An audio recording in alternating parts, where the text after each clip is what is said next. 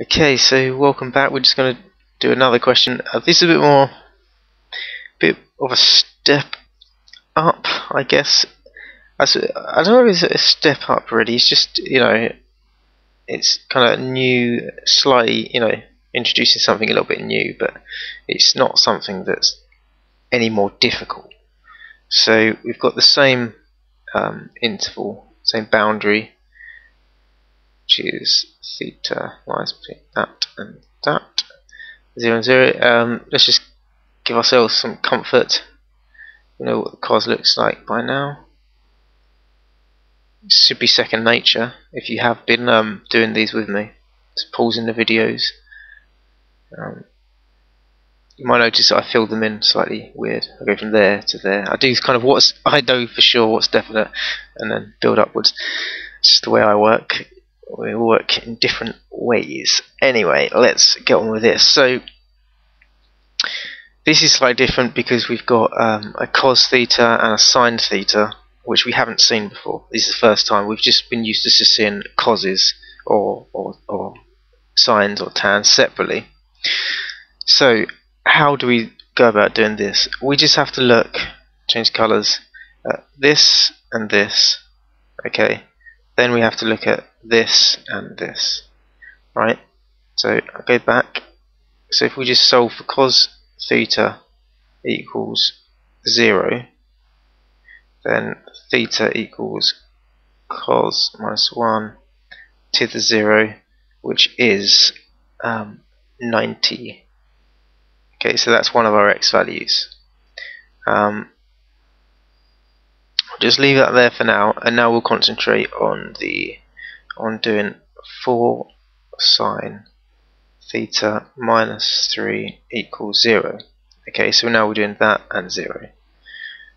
Let's just work that out then. So for 0 divided by 4, as I've shown in other videos, will be 0. And now we've got, okay, let's just write it out properly. Minus 3 equals 0. And then you're going to have, actually, oh, okay, let's carry on and do it. I'll show you. Basically, it's going to work out wrong. If you were to times the 4 first, it's going to work out wrong. And this comes with experience, because if you're going to follow the age-old bod maths, then you would do brackets, whatever that is, division, multiplication. Okay, multiplication before addition and subtraction. So then you would think, well, let's take over the 4, and then you get 0 divided by 4, which is 0. Okay, but I'll do the rest of it and show you that you'll get a different answer to what you're supposed to get. So if you take the 3 over, and then you've got theta sine minus 1 to 3. So if we plug that in our calculator, which I'm doing right now, you end up with a maths error. Okay, and you'll be thinking, well, what have I done wrong? What have I done wrong? Let's go all the way back. Let's get all the way back to here, and what we're supposed to do. And this is where maths can get difficult. Let's take the 3 over first. Okay, let's go 4, then take the 4 over, and then we can take the sine of that over 3 over 4, and now we'll plug that in, and we should get some realistic type value. So sine to the minus 1 divided by 3/4, I make it 48.59. So we'll just leave it as that for now. So we've got 2 values so far. We've got this, and we've got this. Let's write theta. So let's work with the theta 90. I mean, essentially we're home and dry now, because we should know what we're doing. So let's change back to that.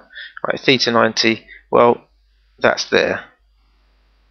Okay, so we've got equals 90. So if we look along the other point that we've got is 270. Okay, so that's pretty simple. And let's take the 48 point, let's round up to 6. 48.6, so that'll be about here. Let's get up to 48.6. So we want this point here. So as we've learned, if we look at the symmetry, that is matching that. So it's going to be 360 minus 48, which I will do on my calculator. Minus 48.6. Don't use your calculators though, use your brain, unlike me. So we've got a 311.4. So let's just write all our values down. So we've got, now they're up to 6, then we had 90, then we had 270, and finally we had 311.4. So they're all our values. Okay, so might need to do a bit of explaining about. The only really confusing bit is to recognise when you've got two different, trigonometric ratio thingies, trigonometric ratios. Your first thought is not to just say, well, let's just put that and that to 0 and that to 0. And also, you might be thinking, well, why does that work? But that's going back to the age old. When you factorise and you've got, x minus 1 and x plus 2 equals 0. Okay, this is going back to that. So you can basically, you're doing x minus 1 equals 0, aren't you? Okay, to get x equals 1, and for this one you're doing x plus 2 equals 0, so that's x equals minus 1. So you're just using that same scheme here. Okay, and basically, if you want to know, a lot of people get confused as to when you're factorising, you end up with these things, why you can even do this bit here. So if you want to know how you do this bit, I suggest sort of going to the videos on factorisation, and it'll all be made clear there and then. So for now, I'll see you later, and we'll do some more of these in the next few videos.